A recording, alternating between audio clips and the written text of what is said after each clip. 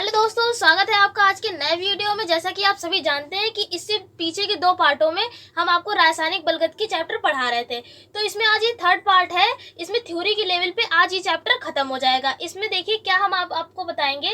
प्रथम कोटि की अभिक्रिया के व्यंजक की डेरिवेशन है, इसके बारे में हम आज आपको बताएंगे। पार्ट सेकेंड था, उसमें हमने आपको बताया था कि जो अभिक्रिया का वेग होता है वो होता है dx/dt। यहाँ पे क्या था, सांद्रता में होने वाले परिवर्तन की दर को हम क्या कहते थे, अभिक्रिया का वेग कहते थे। यानी इस जो डेरिवेशन है इसमें इस फॉर्मूले का हम यूज करेंगे। और उसके बाद हमने आपको जब प्रथम कोटि की अभिक्रिया के लक्षण बताए थे उसी में हमने आपको इसका व्यंजक बता दिया था। आएगा k बराबर 2.303 अपॉन में t log a/a-x। इसके बारे में हम आपको पहले ही बता चुके हैं, तो इसका हम प्रूव करेंगे कि ये आया कैसे। तो सबसे पहले हम यहाँ पर लिखेंगे। देखिए यहाँ पर आप ये ना लिखें, आप सबसे पहले हेडिंग डालेंगे प्रथम कोटि की अभिक्रिया का व्यंजक, और उसके बाद यहाँ पर लिखेंगे। अब देखिए यहाँ पर हमने लिखा है माना किसी पदार्थ A का पदार्थ B में परिवर्तन हो रहा है, तो यहाँ पर इस तरीके से इसको लिख सकते हैं A गिव्स B। मतलब जो पदार्थ A था उसका जब परिवर्तन हुआ तो किस में चेंज हो गया, वो B में चेंज हो गया। अब हम यहाँ पर लिखेंगे कि जो A है, जब यहाँ पे पदार्थ A था तब इसकी मात्रा कितनी थी, A। जब पदार्थ A था तो इसकी मात्रा कितनी थी, A।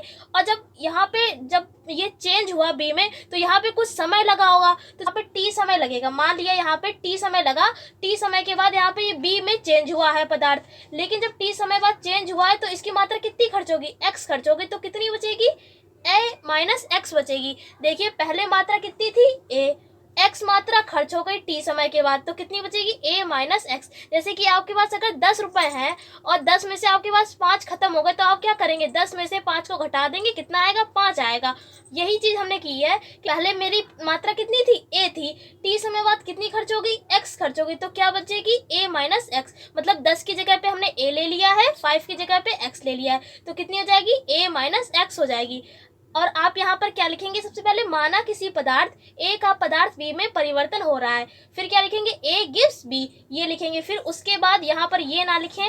अब देखिए हमने यही यहाँ पर लिखा है कि तथा पदार्थ की प्रारंभिक मात्रा A है। हमने सबसे पहले मात्रा कितनी मानी है, शुरुआत में A है, यानी प्रारंभिक मात्रा कितनी है, A है। उस t समय के बाद x मात्रा खर्च हो जाती है। यहाँ पर क्या है कि जब ये A पदार्थ है B में जब चेंज हुआ है तो यहाँ पे t समय लगेगा। t समय जब लगेगा तो t समय के बाद यहाँ पर x मात्रा जो है खर्च हो जाएगी, तब कितनी बचेगी, a-x बचेगी। वही लिखा है कि t समय के बाद x मात्रा खर्च हो जाती है तथा a-x शेष बचती है। अब यहाँ पर हमने आपको बताया कि ये वाला फॉर्मूला लगेगा dx/dt। ये क्या था, अभिक्रिया का वेग था। तो आगे क्या लिखेंगे, जो अभिक्रिया का वेग है वो इसकी मात्रा पर निर्भर करता है। तो इसी के आगे लिखिए तथा अभिक्रिया का वेग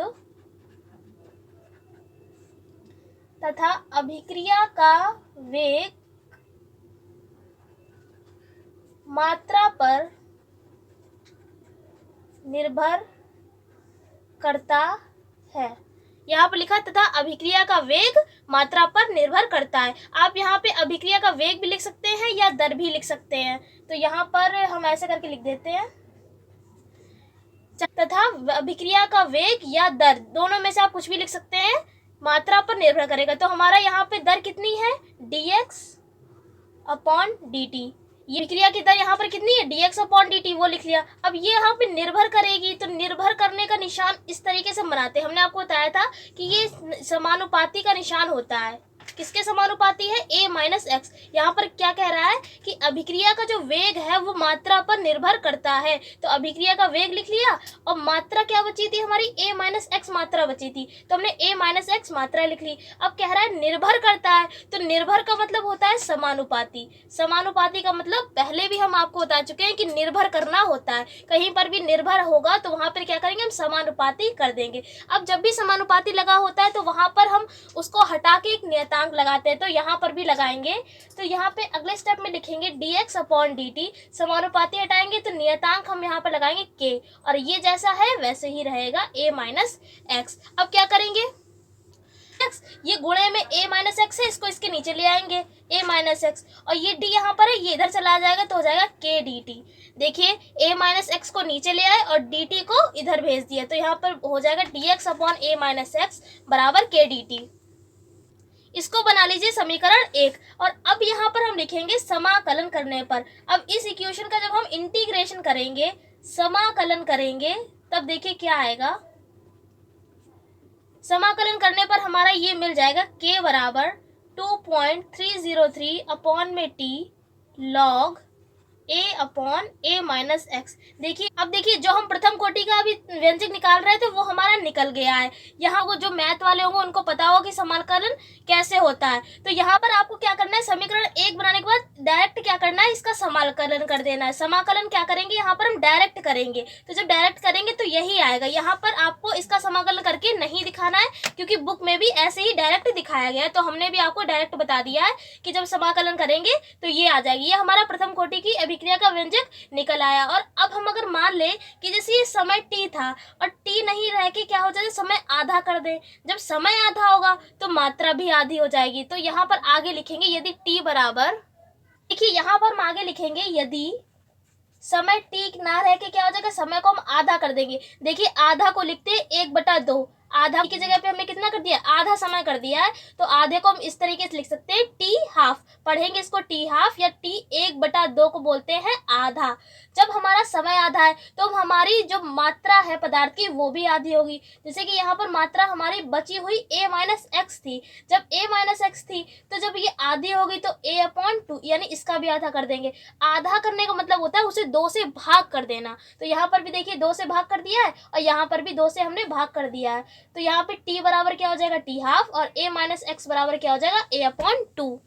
अब देखिए जो हमने यहाँ पे समाकलन किया था प्रथम कोटि की अभिक्रिया का, उसमें ये वैल्यू पुट करेंगे तो आ जाएगा k बराबर, यहाँ पे लिखेंगे तब k बराबर, यहाँ पे ऊपर क्या था 2.303 जैसा था वैसे ही रहने दिया। यहाँ पर क्या था t, लेकिन अब हमने t की जगह पे क्या लेना है, t हाफ लेना है। तो यहाँ पे t की जगह पे t हाफ ले लिया।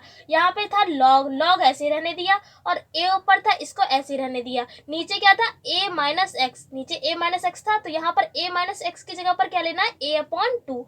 तो यहाँ पर a अपॉन 2 ले लिया। अब देखिए ये वाले a से ये वाला a क्या हो जाएगा, कैंसिल हो जाएगा। अब देखिए क्या बचेगा, k बराबर 2.303 अपॉन में t हाफ log, अब देखिए ये 1 2 3, ये तीसरा पार्ट कहाँ चला जाएगा, ऊपर। तो ये 2 कहाँ पे आ जाएगा, ऊपर। अब log 2 की वैल्यू होती है यहाँ पर log 2 की वैल्यू देखिए हमने यहाँ पर लिख दी है कि log 2 की वैल्यू होती है 0.3010। ये वैल्यू आपको याद करनी होगी, ये log 2 की वैल्यू होती है। तो यहाँ पे log 2 की जगह पे ये वैल्यू पुट कर देंगे तो आ जाएगा k बराबर 2.303 अपॉन में t हाफ, और log 2 की जगह पे कितना आ जाएगा 0.3010। अब जब हम इसकी गुणा करेंगे तो आ जाएगा k बराबर 0.693 और बटे में t हाफ। इसकी जब आप गुणा करेंगे तो इतना ही आएगा। ये हमारा निकल आएगा वेग स्थिरांक, और वेग स्थिरांक का मात्रक क्या होता है, प्रति सेकंड। यहाँ पर हम लिख देंगे प्रति सेकंड। प्रति सेकंड की आप जगह पे ये भी लिख सकते हैं, या करके हम लिख देते हैं इसको सेकंड इनवर्स भी लिख सकते हैं। देखिए हमने प्रथम कोटि की अभिक्रिया में बताया था कि वेग स्थिरांक k को लिख हम बोलते हैं वेग स्थिरांक। तो वेग स्थिरांक का हमने आपको मात्रक बताया था क्या होता है, प्रति सेकंड। तो प्रति सेकंड को हम क्या लिख सकते हैं, सेकंड इनवर्स भी लिख सकते हैं। आप चाहे प्रति सेकंड लिख लें या सेकंड इनवर्स भी लिख सकते हैं। ये तो हमारा बताया था पहले, वो था प्रथम कोटि की अभिक्रिया का व्यंजक। ये क्या निकल आया प्रथम कोटि की, ये हमारा वेग स्थिरांक निकल आया।